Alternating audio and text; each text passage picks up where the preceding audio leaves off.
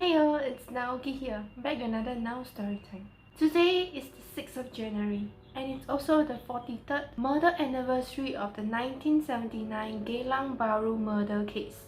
However, sadly, in this case, there was no conclusion and there was no justice done because the case remains unsolved.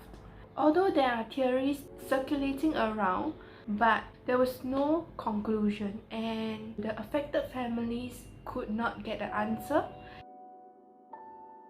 On this day, 43 years ago, there was a serial killer that killed 4 children in Block 53 in Geylang Bahru. Losing a loved one is heartbreaking, but imagine losing 4 children at once. The worst part is, even though there were hundreds that were interviewed and interrogated, but there was no conclusion. The Tan family consists of 6 people. A father, Mr. Tan Kuen Chai, a mother, Miss Lee MC, and 4 children, 3 boys and 1 girl. The 3 boys are Tan Kok Ping, age 10, Tan Kok Hin, age 8, and Tan Kok Soon, age 6. And the girl is Tan Chi Ning, age 5. All 3 boys attended Benjamin Road Primary School, while their sister attended People Association Kindergarten. Before we go deeper into the investigation of this case, let's talk about the timeline. On 6 January 1979, at 6:35 a.m., both parents operate a minibus and would ferry students to and fro from school. So they left for work early in the morning. At 7:10 a.m., Miss Lee made a routine call back home to wake up the 4 children for school, as they usually do.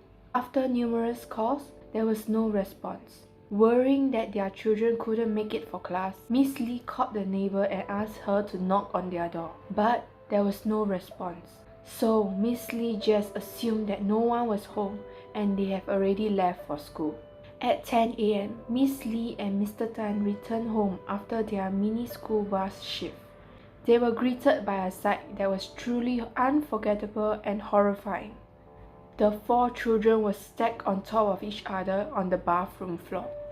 Each one of them has 20 or so slashes all over their body and faces, some to the extent that their arms were mutilated. In February 1979, 2 weeks after Chinese New Year, the grieving parents received a Chinese New Year card with a daunting letter from the murderer. It reads, "To Ah Chai and Ah Heng, now you can have no more offspring." Signed, the murderer. This was a crucial piece of information because there was a Tan family secret that only close relatives and friends knew. 5 years ago, after the birth of their youngest child, Chini, Miss Lee went through a sterilization procedure, which will make pregnancy and having another child impossible. This piece of evidence was not inspected as due to the absence of a proper forensic technology in the 1970s. The thumbprints were not tested or traced to anyone. In February 1979, the 4 children were buried in Chua Chu Kang Cemetery, dressed in their favorite best clothes, and buried with them was their school bags and favorite toys. This was the tragic end for the 4 children. Being not able to cope with the pain, after the murder, the couple gave up their minibus business and worked in a plastic bag manufacturing plant. In December 1983, Mrs. Lee reversed the sterilization procedure and gave birth to a baby boy. In April 2021, however, there was new information on this case when the CLS, Crime Library Singapore, did a charity drive and was contacted by an old neighbor claiming to have information about the murder that happened 40 years ago. The 3 pieces of information given was: first, it was on level 5 and not level 4. Second, the victim's mom was not local. Third, the victim's mom name is not Lee MC, while it's Lee Mei Ying. Now that we know what happened to the Tan family, let's talk more about the details of the case. Based on the investigation by CID, Criminal Investigation Department, Special Investigation Section, there was a few observations. Number 1, the door has no forced sign of entry, so the children willingly opened the door for someone that they knew.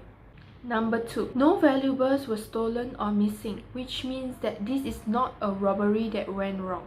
Number 3, strands of hair were found in the hands of one of the child, cockpit, which indicated that the children fought back. However, this evidence leads to nowhere because later on the strands were tested out to be cockpit's own hair. Number 4, deep slashes were found on all of the children. So the CID believed that a chopper or a dagger was used to execute the murder. Number 5, there was no scream or loud noises that was heard in the quiet morning, which suggested that the killing might be done by 2 murderers. The investigators speculated that one was in charge of pacifying the children while the other was responsible for the systematic and premeditated killing in the toilet. Number 6, blood was only found in the kitchen and not the living room, which indicated that there was a cleanup done in only the living room, and the kitchen area was left on purpose, like to give out the I am here vibe. I'm not sure whether that's the intention of the murderer. So basically they cleaned the living room but they didn't clean the kitchen. It's like as a sign that it was here. Number 7, the murder was likely to have happened between 6:35 AM and 7:10 AM, which indicated that it was a well-planned and the murderers were aware of the family routine and likely carried out by someone close to the family, allegedly. With this evidence and observation in mind, over the next few months, hundreds of suspects and witnesses were questioned. Number 1, a witness claimed to see a couple near the crime scene soaked in blood. It was debunked to be fake news. Second, a witness claimed to see Mr. Lee arguing with a man days before the deadly incident, and it's also debunked to be untrue. Thirdly, a witness identified as Yang Ying-ting, aka Granny, would sit on the chair at the corridor in the morning to watch the children's play. However, on that day, she was washing her hair and did not witness anything. Number 4, a witness identified as a taxi driver informed the investigator that he picked up a man in his 20s at around 8 AM on the fateful day. The reason why the taxi driver remembered him was due to his unusual behavior and outfit. The left side of the man was stained with blood, and he was seen hiding a knife from the taxi driver. The taxi driver was sure it was a knife because as the man got out of the taxi, the knife banged against the door and it dropped out. This piece of statement given by the taxi driver was looked into, and the man was identified as Uncle, a Malaysian neighbor of the Tan family. Uncle was close to the family as he would visit the family, often asking to borrow a phone to call back his Malaysia home, which made him interest in the police books. But after being arrested, he was released after 2 weeks because of lack of evidence. After the horrible and traumatic accusation, Uncle and his sister moved out of Block 58. So over the 4 decades, there was many theories and speculation that resurfaced. Theory 1, Miss Lee was allegedly said to have an affair with a close friend. Let's name him Uncle.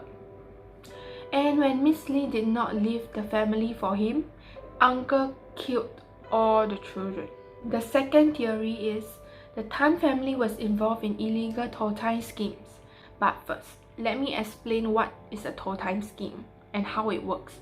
So each investor would pay a sum into the toll time. Investors receive annual interest on the capital invested.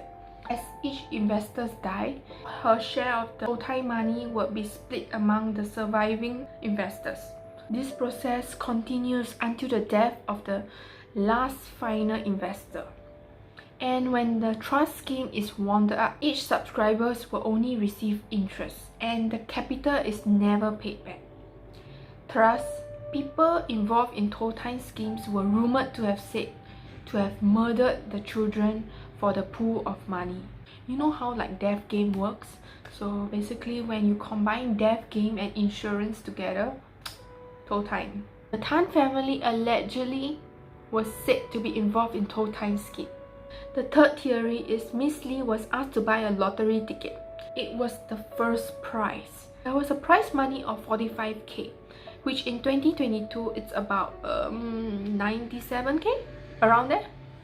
So which is a huge sum. However, when the relatives asked Miss Lee for the winning ticket, Miss Lee said that she forgotten to buy the ticket in time. Thus, the relatives wanting revenge, believing that Miss Lee swallowed and hid the prize money, killed the children before leaving the country. Number 4. The fourth theory is similar to theory 3, where it would involve a lottery ticket, but instead of the relatives, it was for uncle. Uncle was upset and he murdered the children. But the Tan family chose to remain silent because the uncle was a street gangster and the Tans were fearful.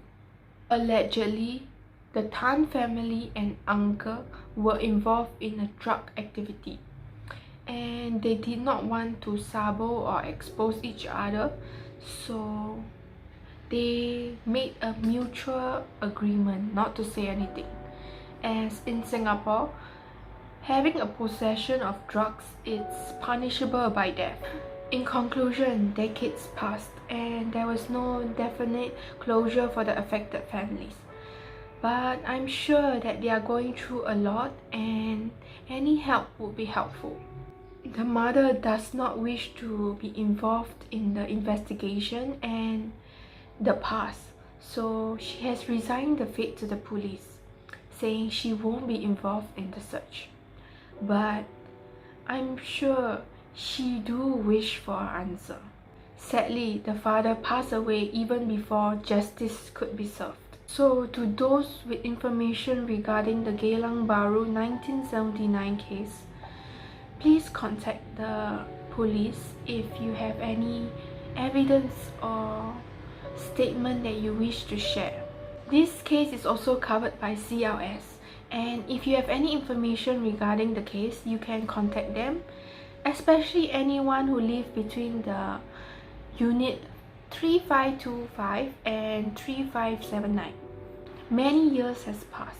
I hope those that are involved or witness any misdeed, please come forward and contact the police.